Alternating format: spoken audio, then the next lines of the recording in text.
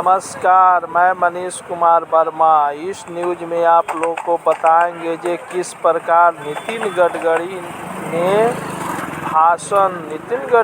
के भाषण सुनने के बाद पूरा दुनिया में मच गया तहलका। मुसलमान देश भी सुनने लगे नितिन गडकरी का यह ओजस्वी भाषण।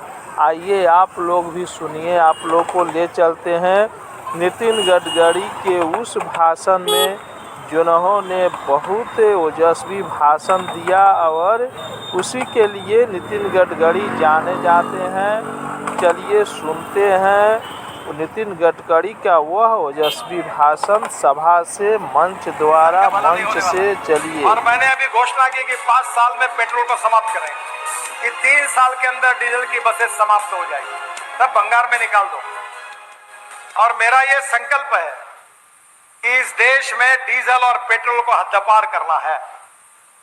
और मैंने अभी घोषणा की कि 5 साल में पेट्रोल को समाप्त करेंगे। अब इलेक्ट्रिक के व्हीकल आ रहे हैं। मैं जब कहता था तो लोग बोलते थे चार्जिंग कैसे होगा, कहां होगा, क्या होगा। अब सब हट गया। आज ही मेरे पास टीवीएस कंपनी के मालिक आए थे, तो बात कर रहे थे, तो बोल रहे थे कि मैं इलेक्ट्रिक की स्कूटर की डिमांड बहुत बढ़ गई है। अब हिंदुस्तान में बनी हुई टाटा और महिंद्रा की इलेक्ट्रिक कार एक साल नहीं मिल रही है। और मनोहर लाल जी, अब भारत सरकार में मेरा भी विभाग है, हम सब लोग मिलकर 50,000 इलेक्ट्रिक बसेस लेने की बात कर रहे हैं। अब आपको मैं बताता हूं, आप हरियाणा में एक निर्णय कर दीजिए कि 3 साल के अंदर डीजल की बसेस समाप्त हो जाएगी, तब भंगार में निकाल दो। इसमें फायदा है आपका। एक डीजल की बस चलती है तो 100 से 110 रुपए किलोमीटर खर्चा है, और हमारे एयर कंडीशन इलेक्ट्रिक बस का खर्चा 41 रुपए पर किलोमीटर है। तो आपका 25% बस का रेट कम करा दो और हरियाणा की जनता को एयर कंडीशन बस में घुमाओ, और आपको बताता हूं आपको फायदा ही फायदा मिलेगा ट्रांसपोर्ट को, ये मैं बता रहा हूं। और इसलिए ये इलेक्ट्रिक बस के लिए आप पहले शुरुआत करिए। दूसरी बात, आपने ट्रॉली बस की है। ट्रॉली बस यानी ट्राम है, जो टायर पे चलती है, जो केबल लगाकर चलती है। आप मुझे प्रस्ताव भेज दो।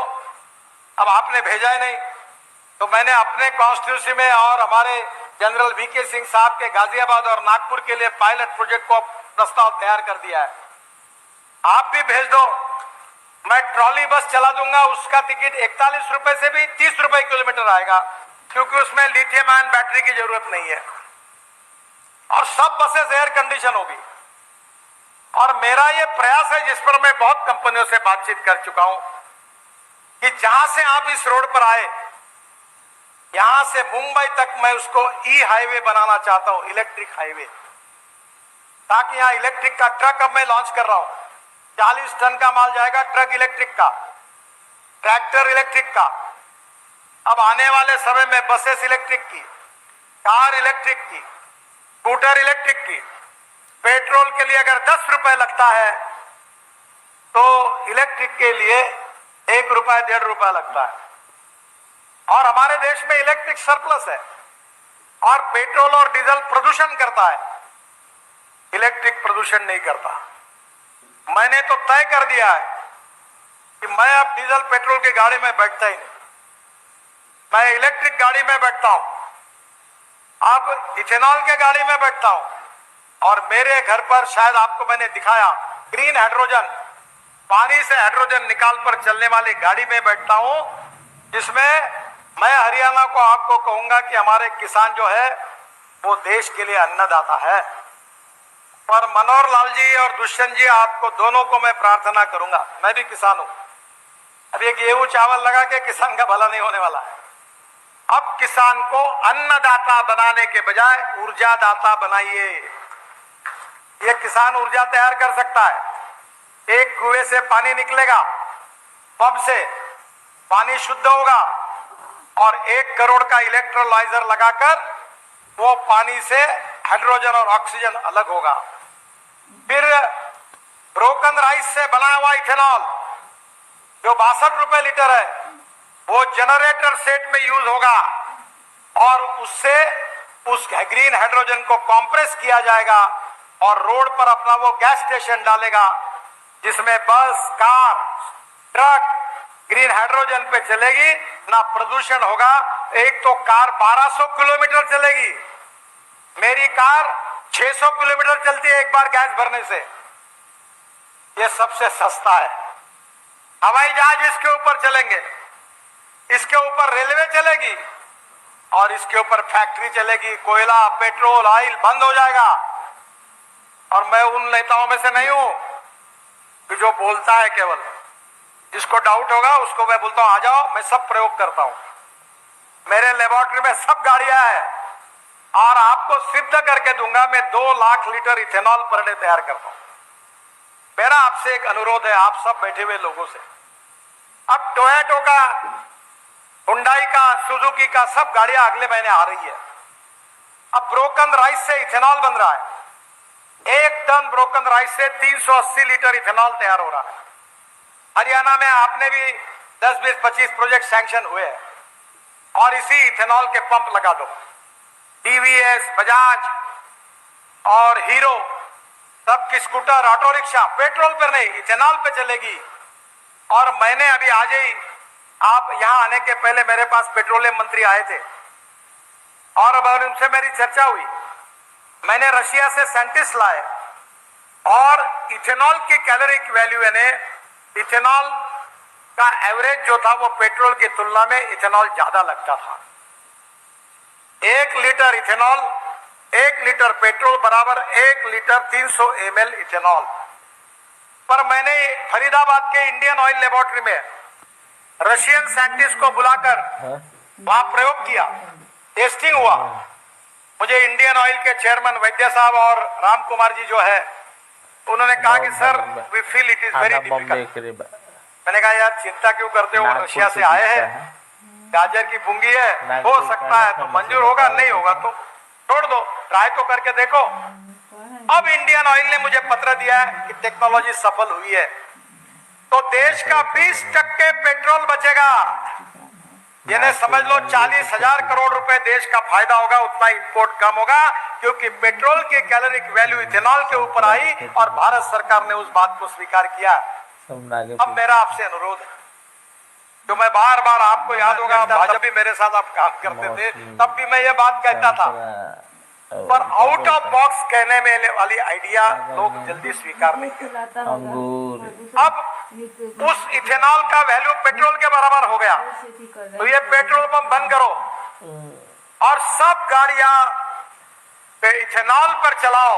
आपकी ट्रक, आपकी बसेस, आपकी कार, आपकी स्कूटर, और उसमें आप इथेनॉल का भाव है 62 रुपए लीटर और पेट्रोल का 120 रुपए लीटर, एवरेज उतना ही है।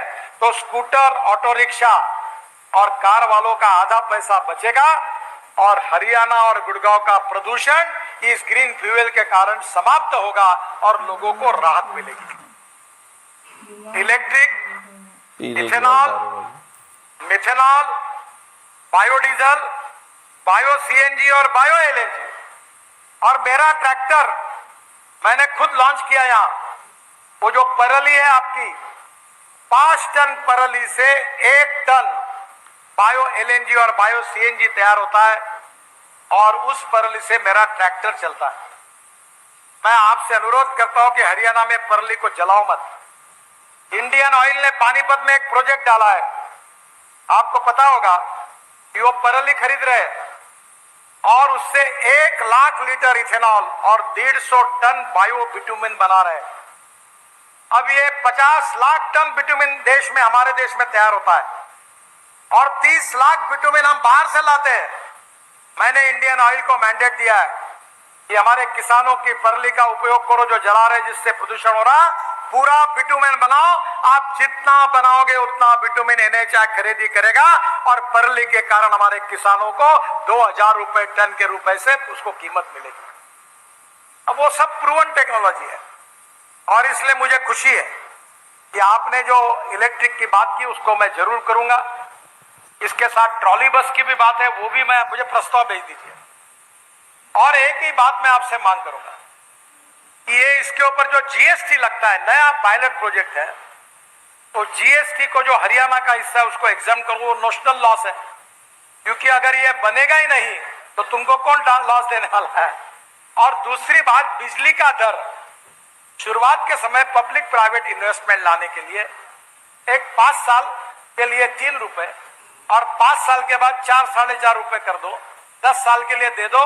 मैं आपको पब्लिक प्राइवेट इन्वेस्टमेंट से केवल ये रोड की बसेस नहीं, मनोहर लाल जी अब पॉन्ड्स की बात छोड़ दो, मैं आपके पास वीडियो भेज देता हूं आज रात को।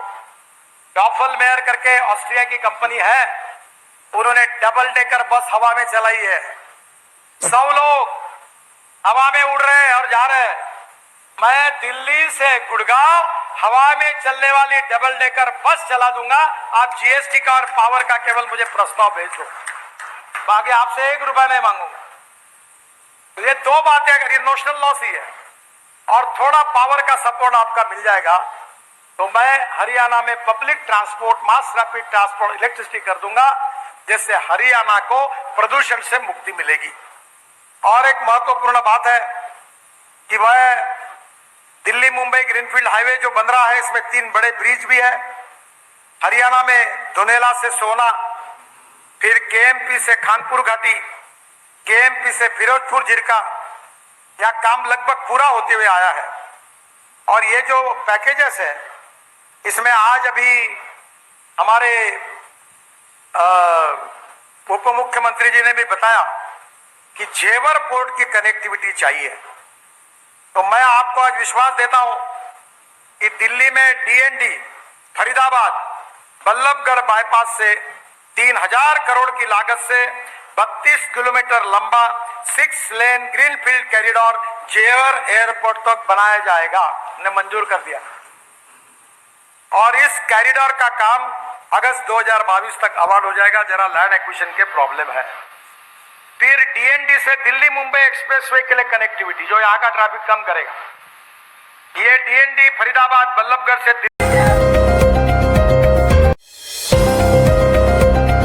बढ़ाने के लिए एमएसजेपी न्यूज एक बार अवश्य देखें, अपना राय कमेंट बॉक्स पर अवश्य भेजें। जय हिंद, भारत माता की जय।